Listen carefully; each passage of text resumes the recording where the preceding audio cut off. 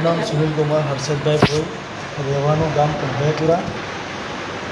અને મારા ખેતરમાં 4:30 વાગે હું મારા વાઈફ બંને ખેતરમાં ગયા હતા.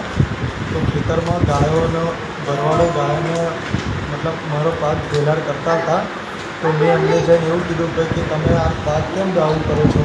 તો એ લોકોએ મારા ઉપર અચાનક હુમલો કર્યો કે તમારે જે થાય કરી લેજો, અને જેને બોલાવી લેજે, અમે આ પાક બગાડીશું અને આ ખેતર તમારું છે અને અમારું જ છે. અમારી ગાયો અત્યારે ચારે છે એટલે એ ખેતર અમારું ગણાય, એટલે અમે તો ચારીશું એમ કરી મુશ્કેલ બધા.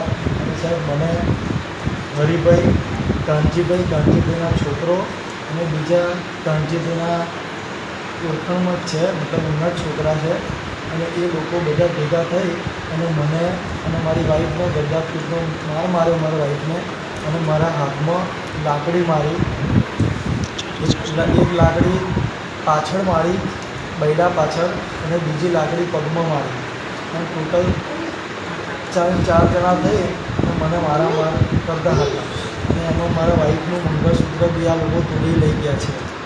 અને પછી એવું બી કીધું કે આ ખેતરમાં અમે પાક ચરાવીશું અને પછી મળીશું તો જાનથી મારી નાખીશું, એવું સાહેબ અમને ધમકી આપી. અને અત્યારે હાલ હું નડિયાદ સિવિલમાં હોસ્પિટલમાં હું દાખલ છું.